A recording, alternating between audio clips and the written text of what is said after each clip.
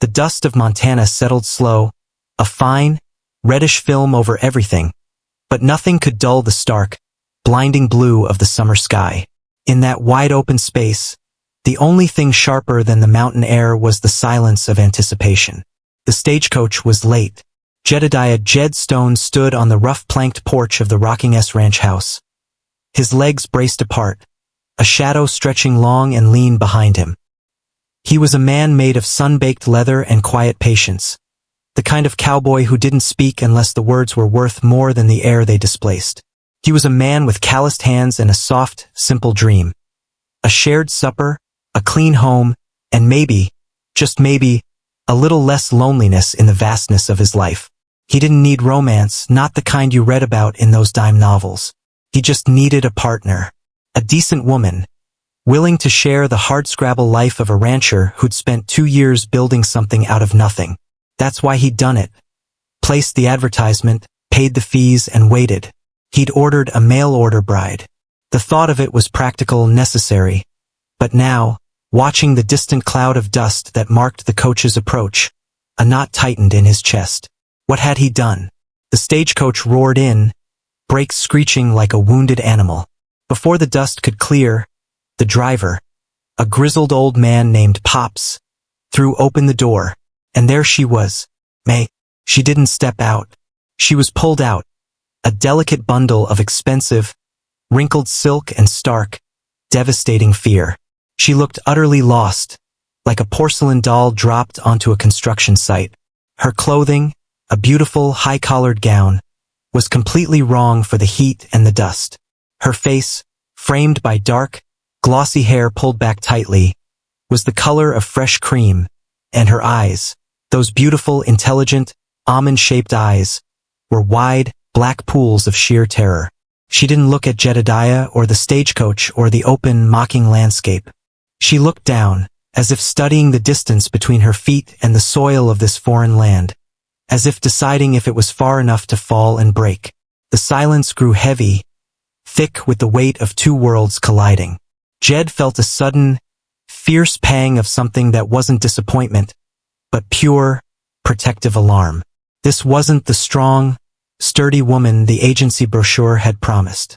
This was a frightened girl, trembling like a willow branch in a windstorm she couldn't see. "Well, Jed?"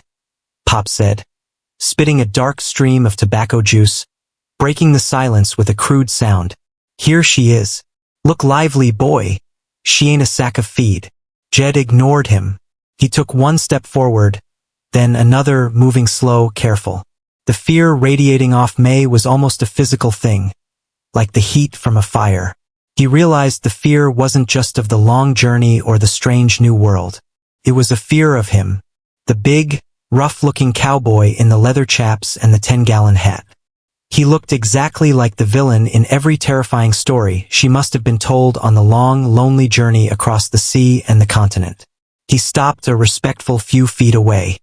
He wanted to reach out, to gently brush the dust from her shoulder, but he kept his hands deep in his pockets, fists clenched against the urge to move too fast. He lowered his voice, making it soft, rumbling, like the gentle sound of a distant mountain stream. He had to humanize himself, break through the terrifying image she held of him. "Ma'am," he began, his voice surprisingly gentle. "Welcome to the Rocking S. I'm Jed Stone." He paused, giving her a moment, but her eyes didn't lift. They stayed glued to the ground, a posture of submission that cut him to the core. It was the posture of someone who expected a blow, not a welcome. He tried again, the words plain, simple, and from the heart. He knew, instinctively, that he needed to address the giant, terrifying elephant standing between them, her fear and his power. He needed to talk about what she must think he was. "I know this must be hard," he continued, the words coming out low and steady. "And I know I look like a man who chews barbed wire for breakfast. But I ain't going to hurt you." He took a breath, letting the plain truth of that statement hang in the dusty air. He felt a moment of deep, quiet rage. Not at her, but at the situation, at the circumstances, at a world that had taught this young woman to expect cruelty. He took a final, careful step closer, his eyes focused on the top of her head, respecting the boundary she had desperately drawn with her fear. He lifted one hand slowly, almost theatrically, and pointed to the small, tidy ranch house behind them, the house he'd built with his own sweat and hope. "That there is our home," he said. "It's clean, it's safe. You've got your own room locked from the inside, if you want it. You can stay in it until you trust me enough to step outside the door." He paused again, needing the hook, the words that would cut through her terror with a bit of unexpected lightness, a hint of his own nervous vulnerability. He forced a small, crooked smile that didn't quite reach his worried eyes. He lowered his voice to a conspiratorial whisper, his eyes briefly meeting her horrified gaze for the first time. "Darlin, I don't bite, unless I'm offered a fresh-baked apple pie." The effect was instantaneous, and not exactly what he expected. She didn't laugh. She didn't even manage a shaky smile. Instead, her eyes, those beautiful black pools, snapped up to his face, a sudden sharp intake of breath escaping her lips. But the look wasn't just fear anymore. It was a flash of confusion, a tiny sliver of a question. What kind of man says that? She didn't speak. She didn't have to. The question in her eyes was louder than any shout. He knew then that this wasn't going to be a simple partnership of convenience. This was a rescue, a long, careful dance of dignity and trust, played out under the unforgiving sun of the American West. He had to earn his own humanity in her eyes. The simple dream was suddenly infinitely more complicated. The stagecoach driver laughed, a short, barking sound. "Good luck with that, Jed," Pops called out. "She don't look like she knows a pie from a pine cone." Jed's gaze snapped from May to Pops, and the temperature in the air dropped 20 degrees. This was where the dignity started. He took 2 long, powerful strides, placing himself directly between May and the driver, shielding her small frame entirely. He didn't raise his voice, which made the quiet power of his reply all the more potent. "Pops," Jed said, his voice flat and hard as a blacksmith's anvil. "You've been paid in full. Now you get in that seat and you drive that coach off my property. And the next time you open your mouth to pass judgment on my wife, my darling, you make sure you've got a gun in your hand, because those words are going to cost you a fight you won't win." Pops froze, his crude smile vanishing. He saw the cold, uncompromising steel in Jed's eyes, the pride of a man who would defend what was his, not as property, but as a person under his protection. He knew a deadly seriousness when he saw it. He grumbled, slammed the stagecoach door, and whipped the horses, leaving Jed and May alone in a renewed, even deeper silence. Jed waited until the dust cloud was just a smear on the horizon before he turned back. May was still trembling, but she was looking at him now, not at his boots but at his face. The moment of fierce defense, of instant justice against the casual cruelty of the world, had pierced her shield of terror, if only for a second. "It's just you and me now," Jed said, softer than before. He kept his distance, still respecting her space. He spoke slowly, emphasizing each word, simple and true. "My name is Jed. Your name is May.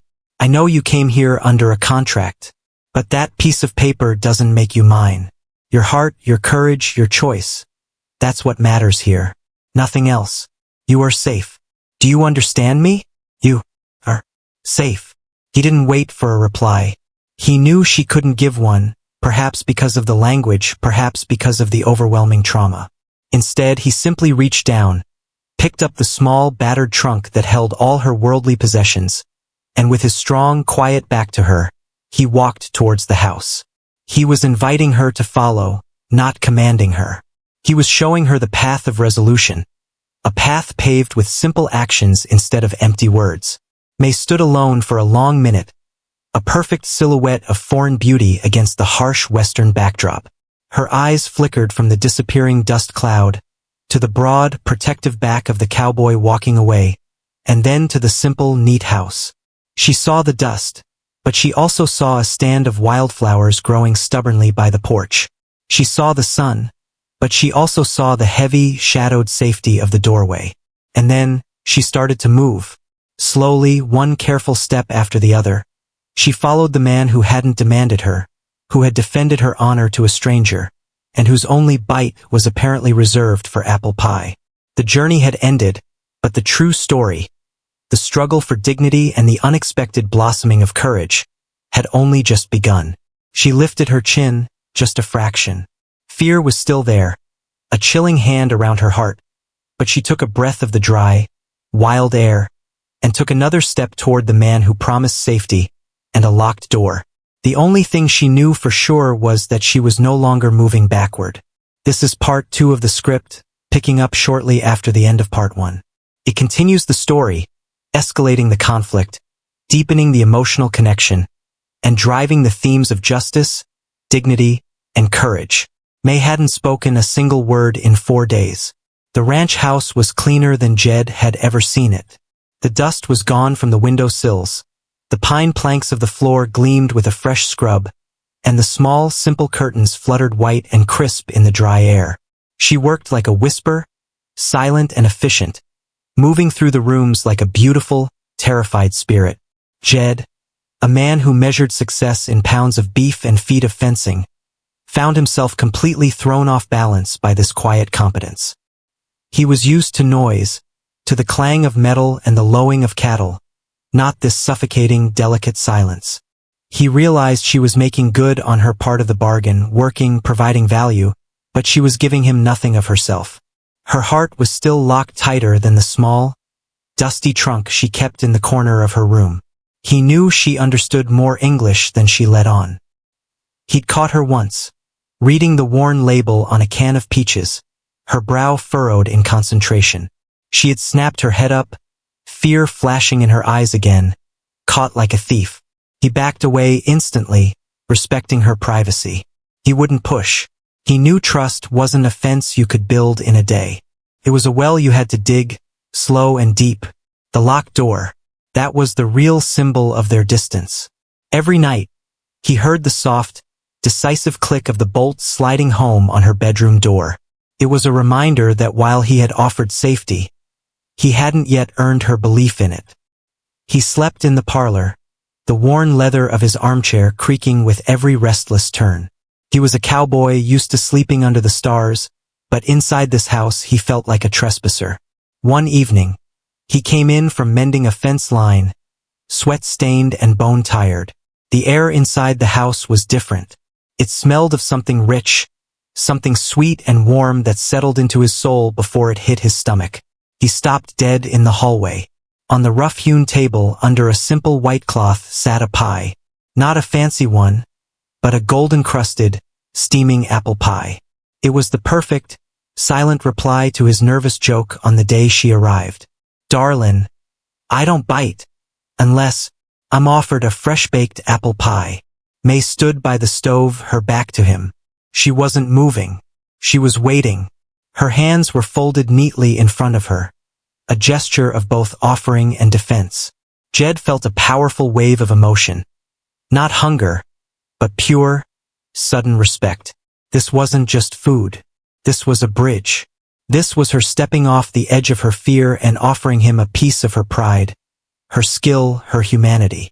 He walked to the table, his boots thudding softly on the clean floor, a sound she couldn't ignore. He didn't touch the pie. He looked at her back.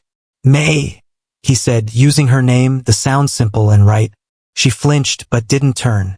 "Thank you. This is the best welcome I've ever had." He paused, then chose his next words carefully, his heart in his throat. "It takes courage to bake a pie for a stranger.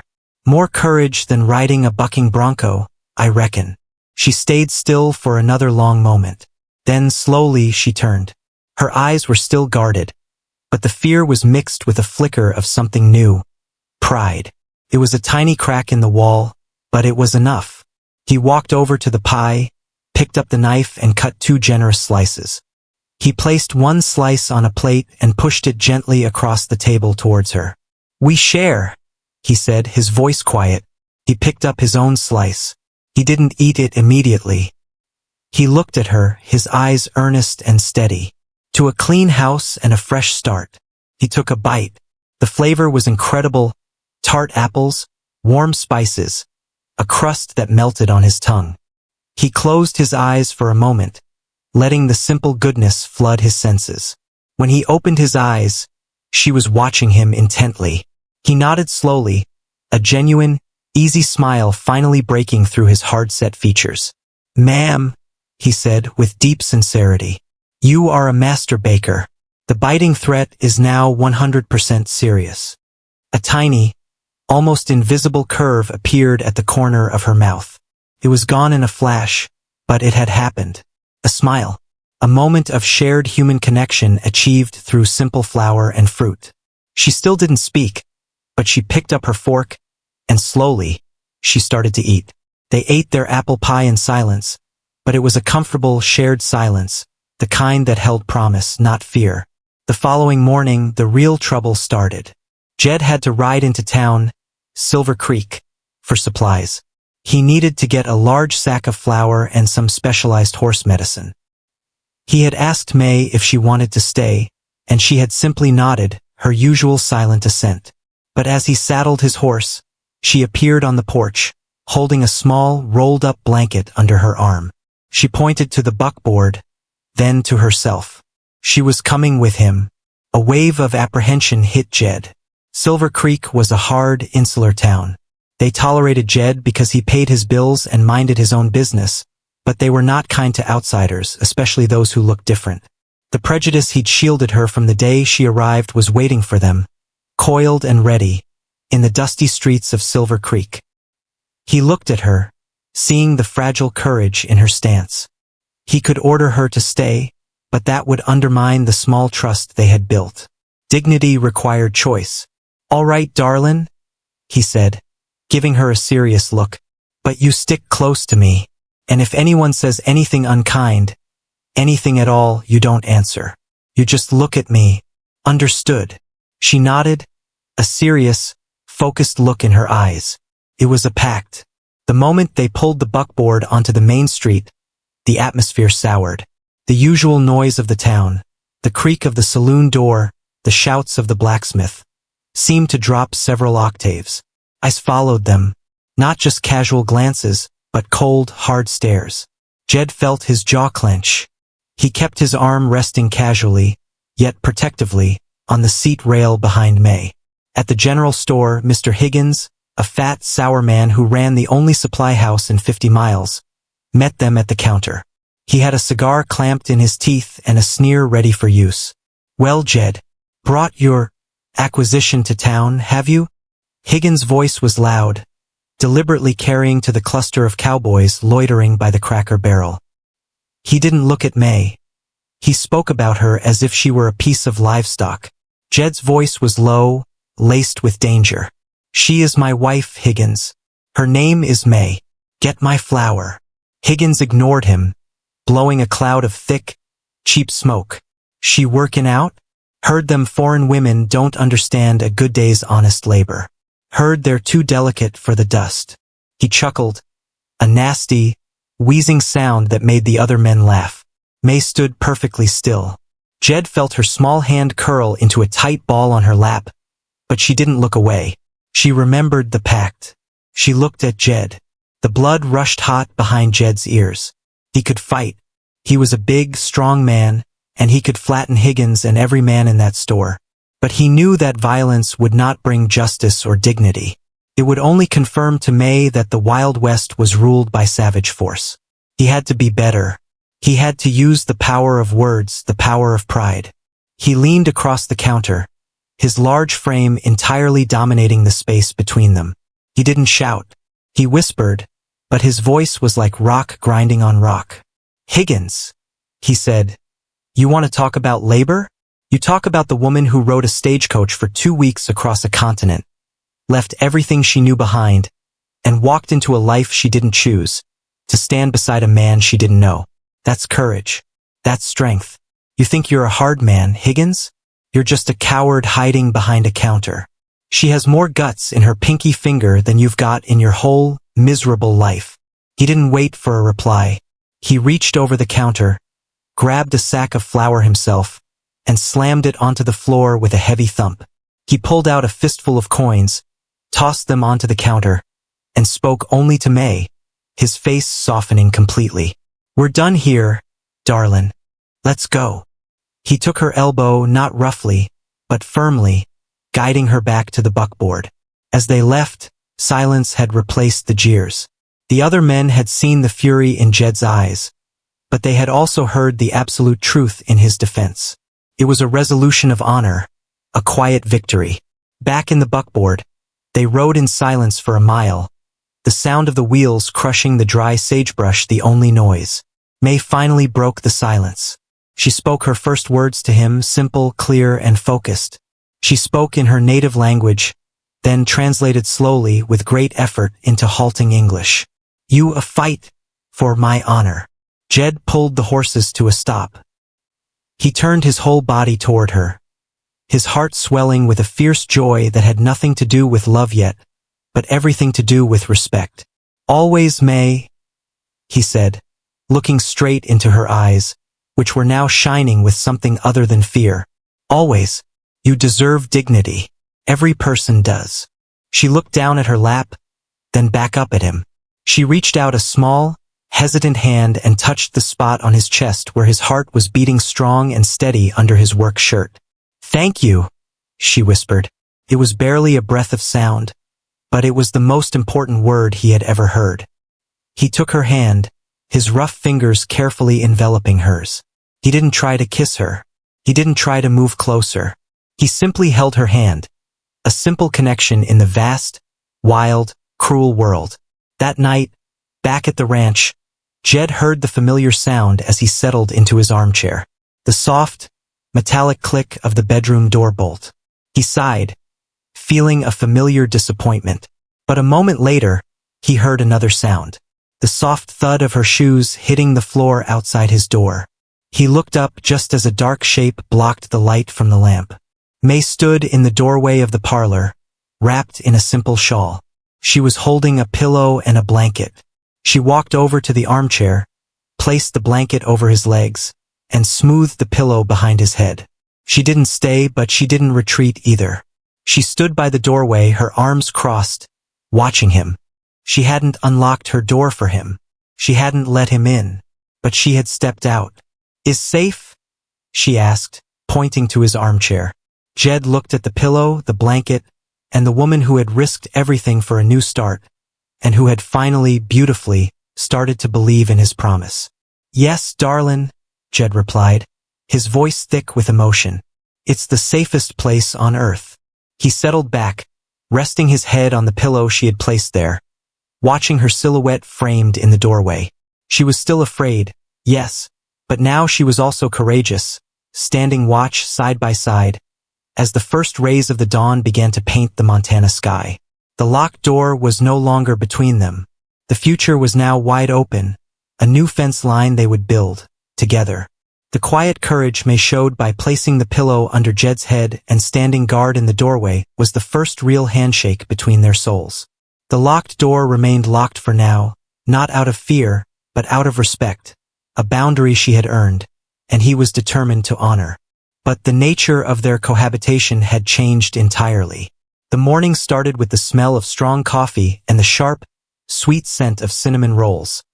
A new treat May had figured out how to make with the flour they'd nearly fought over.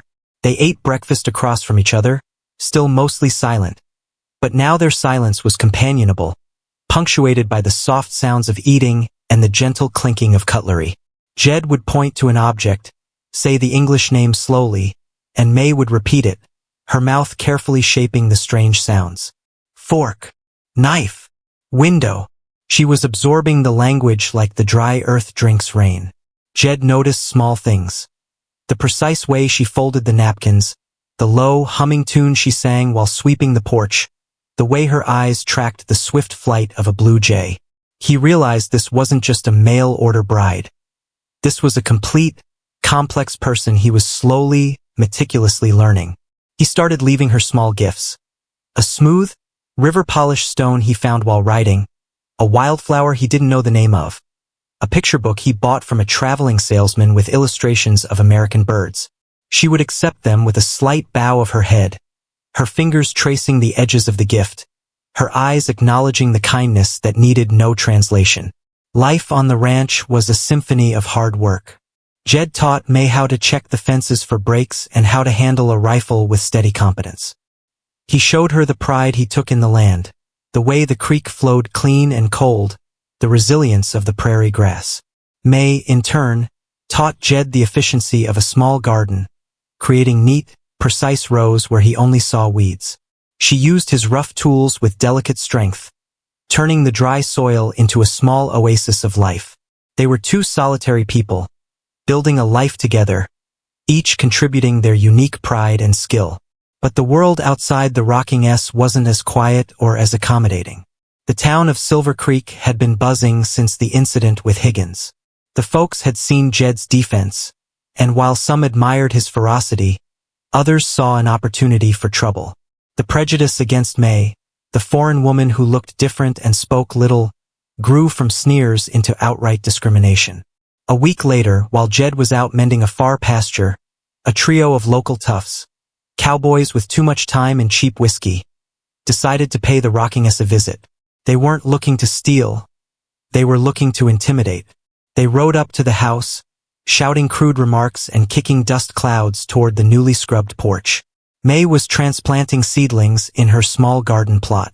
She heard the shouts, the aggressive thunder of hooves, and she froze. The memory of the fear she arrived with, the knowledge of violence and helplessness, slammed back into her. She could run inside, lock the door, and hide, but her gaze fell upon the small, determined sprouts she was nurturing. She had put her dignity into this patch of earth.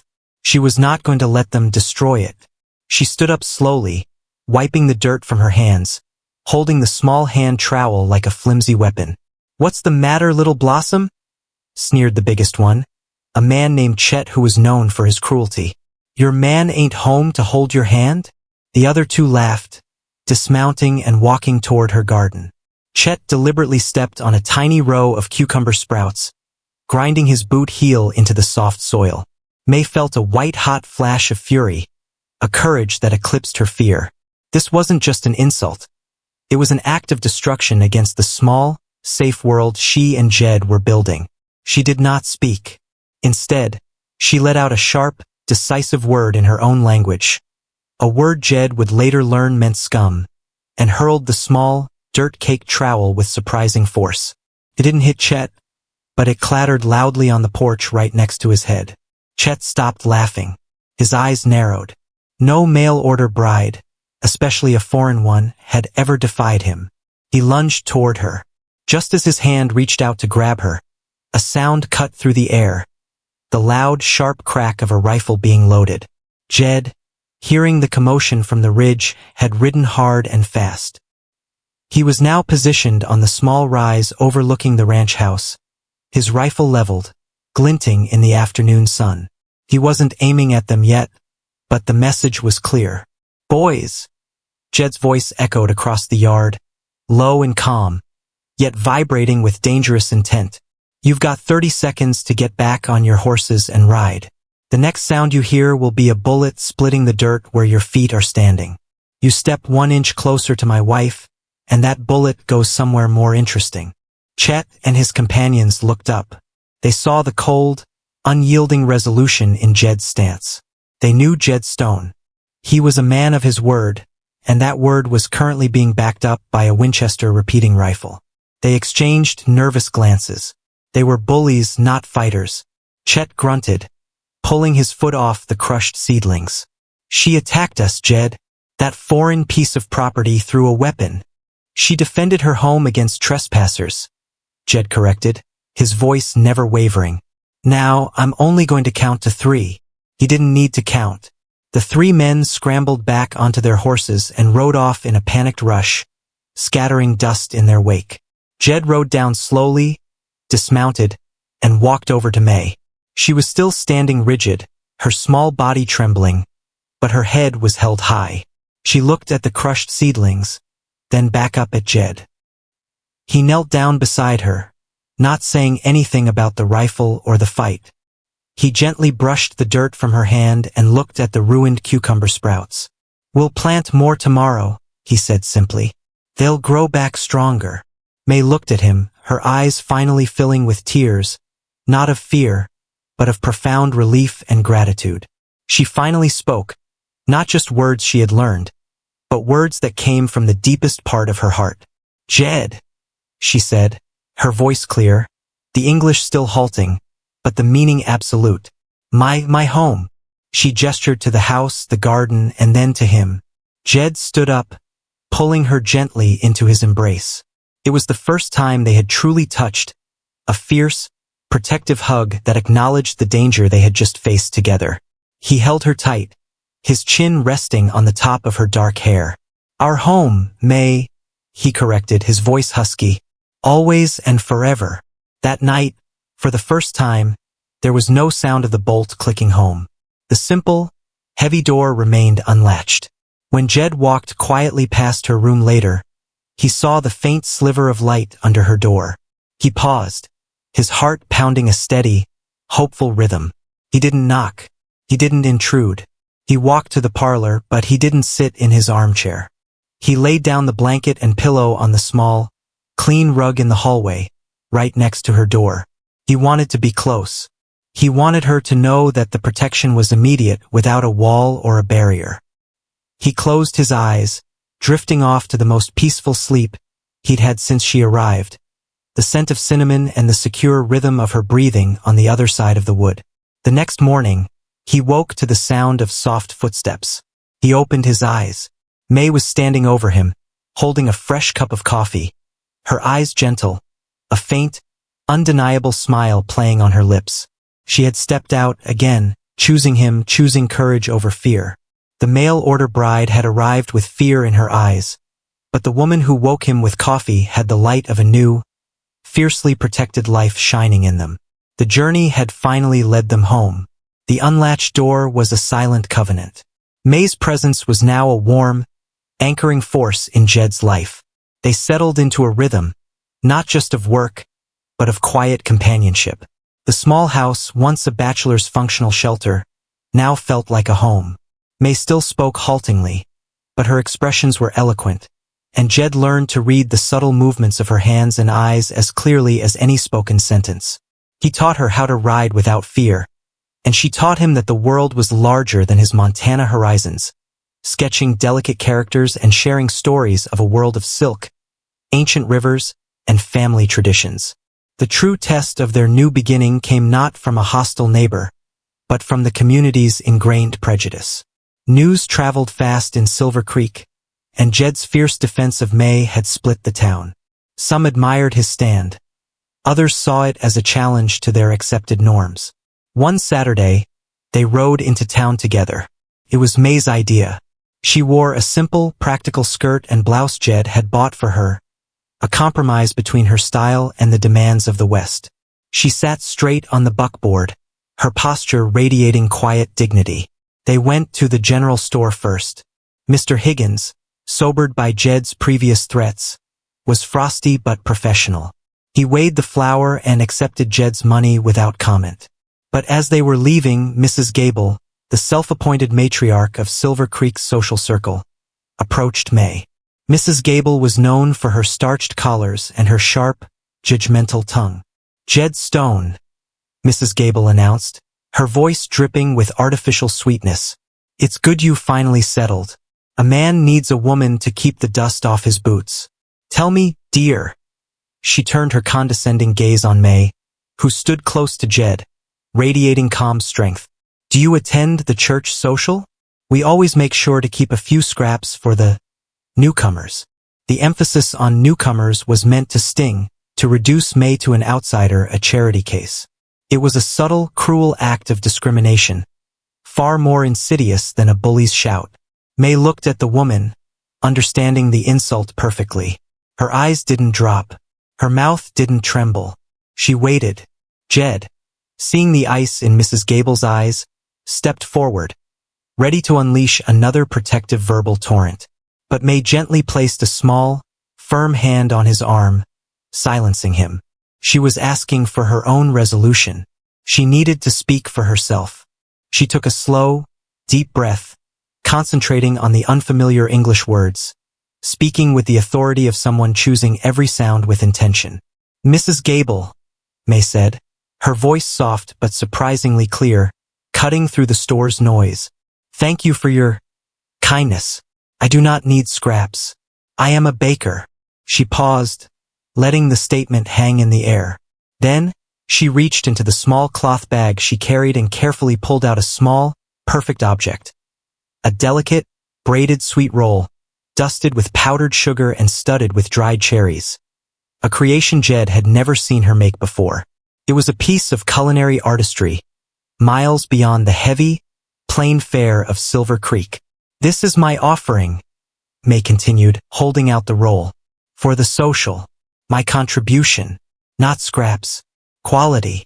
She held the roll out, an invitation and a challenge. Mrs. Gable, a woman whose own cooking was famously mediocre, stared at the perfectly formed pastry.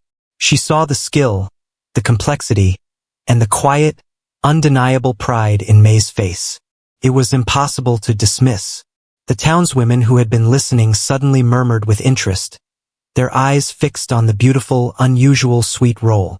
Mrs. Gable, completely thrown off balance, had two choices: accept the gift and the dignity that came with it, or refuse and be revealed as a jealous bigot. Her social standing demanded the former. She took the roll, her fingers touching May's for a brief instant. "Well," she stammered, recovering quickly, "that is certainly different. We shall see if it is fit for the social." "It is fit for the king," Jed declared, his voice full of triumphant affection, his arm sliding around May's shoulder. He didn't use force or threats. He simply validated her statement. May smiled, a real, radiant smile that transformed her face and seemed to light the dusty corner of the store. It was the smile of a victor who had used grace instead of a weapon. The incident was a turning point. At the church social the next week, May's sweet rolls were the sensation of the evening. People who wouldn't speak to her flocked to her table, driven by their sweet tooth and curiosity. May, still reserved, used the opportunity to practice her English, pointing to the ingredients and answering questions about her techniques. She didn't win friends instantly, but she earned respect. She became the woman who baked the best pastry in Silver Creek, a tangible, undeniable contribution to their community. The external conflict forced a deeper introspection within their own relationship. Later that week, sitting on the porch after supper, watching the sunset paint the distant peaks, Jed finally addressed the unspoken. "May," Jed began, his voice serious, "that day you arrived, I said the contract didn't make you mine. And it doesn't. We faced a lot and you stood strong. I respect you more than any person I've ever met." He turned to her, placing his hands on his knees. "You stood up to Mrs. Gable. You ride and shoot with a steady eye. You've made this house a home. But I'm still just Jed Stone, the cowboy who needed a wife and sent away for one." He looked into her eyes, which were soft in the twilight. "I want to be your husband, May. Not just your protector, not just the man with the house. I want you to choose me, not because of a paper, but because you want to share the sunrises, the work, and the silent parts of life. I'm asking you to marry me, for real, with your whole heart." It was a vulnerable, honest proposal. It didn't demand anything but her truth. May didn't hesitate. She didn't smile, but her eyes, deep and clear, reflected the strong, quiet love and respect that had grown between them. She reached out and placed her hand on his, covering his rough knuckles with her soft palm. She spoke the most important English she knew, a sentence that summarized their entire journey. "I choose the man who fights for dignity." Then, she added a final, beautiful word, a promise of their future, said with perfect clarity, free of hesitation or fear, "Yes." Jed didn't kiss her. He didn't need to. He simply held her hand, his thumb stroking her palm, his heart swelling with the profound relief of a love that was forged not in fantasy, but in shared hardship, respect, and justice. The cowboy who didn't bite had finally, and completely, been tamed by the small, courageous woman who offered him apple pie and a life of unshakable dignity. The fear was gone, replaced by an unbreakable bond. This is part 5, the final part of this powerful narrative. It focuses on the ultimate acts of justice and community acceptance, solidifying Jed and May's bond and ensuring their hard-won dignity is respected by everyone in the Wild West community. The simple, clear yes May gave Jed was the truest contract they would ever sign. They decided to marry within the month, not with a grand announcement, but with a quiet dignity that was their signature. They chose to have the ceremony right on the Rocking S Ranch, inviting only those who had shown them kindness or respect, no matter how small the gesture. This meant the guest list was short, but every person who received an invitation was truly welcome. The day before the wedding, May was visited by Mrs. Gable. May was on the porch, finishing sewing a simple, beautiful wedding dress from white muslin Jed had bought in a distant town. She looked up, unsurprised. She knew that in a small community, a true resolution meant facing down the last vestiges of judgment. Mrs. Gable didn't sneer this time.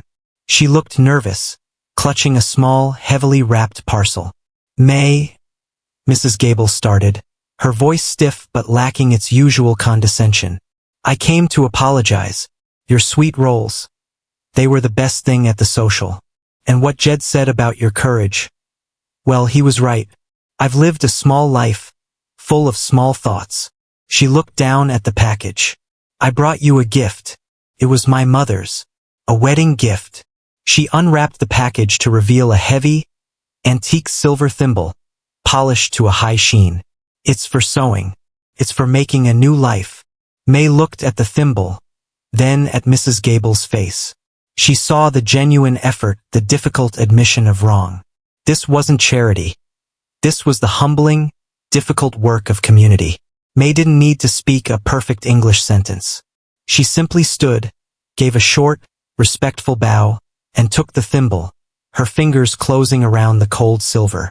Thank you, Mrs. Gable, May said, her voice soft. It is a very generous. Welcome. Mrs. Gable nodded, relief flooding her face. With that simple exchange, the last barrier in Silver Creek fractured and fell away. The wedding day dawned clear and golden. A few ranch hands, a shy neighboring family, and even a cleaned-up Mr. Higgins stood respectfully near the porch. Jed wore his best coat, the creases in his shirt sharp, his usually stoic face alight with quiet joy. The ceremony was performed by the traveling circuit preacher under the vast Montana sky. When it came time for the vows, Jed, who was never verbose, simply looked into May's eyes and spoke from his heart. May, he said, his voice husky, I promise you a life of dignity on this land. I promise you a safe home. And I promise you my respect, every single day, for the courage you showed to walk into this world. May's turn came. She spoke in her native tongue first, a brief, lyrical melody of promises that brought a tear to Jed's eye, even though he didn't understand the words. Then, she turned and delivered her vow in the English she had mastered, her voice firm and strong. Jed, she said, I promise you no more fear. I promise you hard work and a clean house. I promise you my heart. And I promise to always remember, and to never let anyone forget, that you are the man who fought for my justice. They were married with a simple band and a kiss that sealed not a contract, but a bond of profound, earned trust. The celebration that followed was simple but joyous. But the final, true test came at the end of the day, when the sun was sinking and only the closest guests remained. Chet, the bully who had crushed May's seedlings, rode up. He didn't approach the house. He sat on his horse, looking dark and menacing at the edge of the property. He was there to stir trouble, to force one last moment of conflict, unable to accept that he had lost. Jed saw him. He didn't reach for his rifle. He had learned that this fight was no longer about bullets.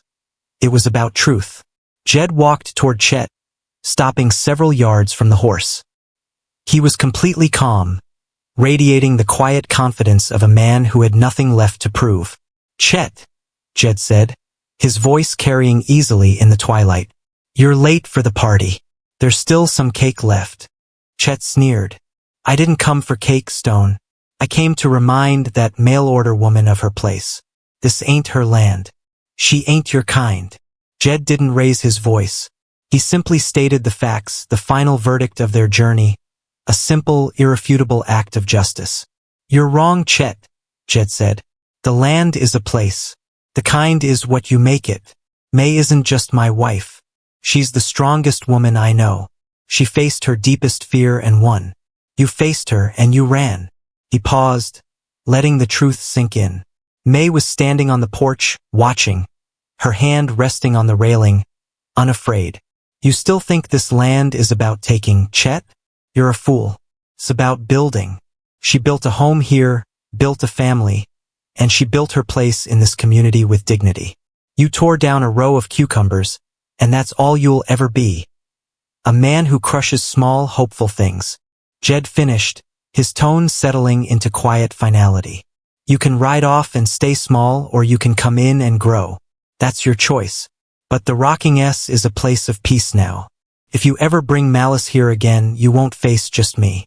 You'll face an entire community that has chosen to stand for what is right.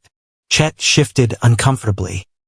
He looked at the quiet, resolute figure of May on the porch, at the guests standing firm behind Jed, and he knew he was beaten. His type of cruelty only thrived in silence and isolation. He had neither here. Without a word, Chet wheeled his horse around and rode away, fading into the darkening prairie. The quiet victory was absolute. Jed turned and walked back toward the porch, back to his wife. May met him halfway, her hand reaching out to his. She looked at him with a love that was deeper than any ocean, stronger than any mountain. We are safe, Jed, May said, the simple sentence of benediction, the true end of the fear that had begun the story. Jed looked out at the vast, wild, unforgiving West. It was still the same land, but now it was their home. It was a place where a cowboy's heart could be softened by apple pie, and a frightened immigrant woman could stand tall and claim her dignity with nothing but courage and a flour sack. They walked into the house, ready to face the long, quiet life of love and hard work they had so fiercely earned. The locked door was long gone, and the future was brighter than the morning sun over the Montana plains. This is part 6, the concluding section of the script. This part serves as an epilogue, focusing on the passage of time and the legacy of Jed and May's partnership, emphasizing how their story became a cornerstone of community storytelling and a true representation of the Wild West's potential for justice, courage, and lasting love. Years passed on the Rocking S Ranch, bringing with them the relentless cycle of seasons. The searing Montana summers, the brutal, beautiful winters, and the green, hopeful explosion of spring. Jed and May's marriage was like the land itself. Hard-won, but deeply rooted. The small house grew, with 2 new bedrooms added for their children. A boy named Ethan who inherited Jed's quiet strength, and a girl named Lily who possessed her mother's precise movements and luminous eyes. Their story, once whispered with suspicion in Silver Creek, slowly transformed into a legend. A powerful tale of dignity demanded and courage rewarded. May's baked goods became famous far and wide. She shipped her complex, delicious creations to mining camps and distant towns, and her success brought prosperity and stability to the ranch. She didn't just assimilate, she elevated the community's standards, using her talent and work ethic to earn undisputed respect. The Rocking S was no longer just Jed's place. It was May and Jed's home, and a beacon of inclusion. When new immigrants, seeking a place in the vast West, arrived in Silver Creek, they often heard the story of the quiet woman who stood up to a bully with a cherry-sweet roll, and the cowboy who defended her honor with quiet, lethal intent. Jed and May were living proof that the West wasn't just about guns and gold. It was about the character of the people who settled it. Jed, now a pillar of the community, known for his fairness and his wisdom, often served as an unofficial mediator in town disputes. When neighbors argued or prejudice surfaced, Jed's reputation, built on his unwavering defense of May's dignity, gave his counsel undeniable weight. His authority wasn't from size or wealth, but from moral consistency. He was the man who had drawn a clear line between right and wrong and never stepped back. One crisp autumn evening, decades after May first arrived, The entire extended family sat around a roaring fire in the parlor. Ethan, now a tall, serious young man, was getting ready to leave for college back east. A dream May had quietly cultivated, knowing the importance of education. Lily, perched on her mother's knee, asked a familiar question. "Tell me again, Mama," Lily pleaded, her eyes wide. "Tell me about the day you came to Papa's home." May smiled, her face lined with the beautiful geography of a life well lived. Jed reached over and squeezed her hand, his calloused thumb resting against her familiar skin. The fear in her eyes had been replaced by the deep, comfortable knowing of a shared history. May began the story, still speaking with an accent, but now with the rich, deliberate cadence of a master storyteller. She told them of the long, terrifying journey, the dust, the noise, and the deep loneliness. She described the fear of stepping onto a foreign land to face a giant, silent stranger. And then, May said, her eyes twinkling as she looked at Jed, this big, scary cowboy, looking like he was carved from the mountains, he stood there. He was so big, and he said the words that changed everything. She paused for effect, drawing the whole room into the moment, the firelight dancing on their faces. He looked at me, trembling like a leaf, and he said, "Darlin, I don't bite, unless—" Ethan and Lily chorused the end, a beloved family ritual. "I'm offered a fresh-baked apple pie." They all laughed, a sound of deep, settled contentment. "It was not about the pie," May finished, her voice turning soft and profound. "It was about the humanity." He saw a frightened person, not an object. He offered me a joke, not a demand. That joke was the key to my heart, because it was a promise of gentleness, of choice, and of justice. Jed, watching his family, felt a simple, perfect sense of fulfillment. His dream, once so small and practical, had become something vast and beautiful. He hadn't just found a wife. He had gained a teacher, a partner, and a legacy. He looked at the locked door of May's bedroom, now long removed and replaced by the open, connecting spaces of their growing home. The fear had arrived with the stagecoach, but the courage and the love had remained.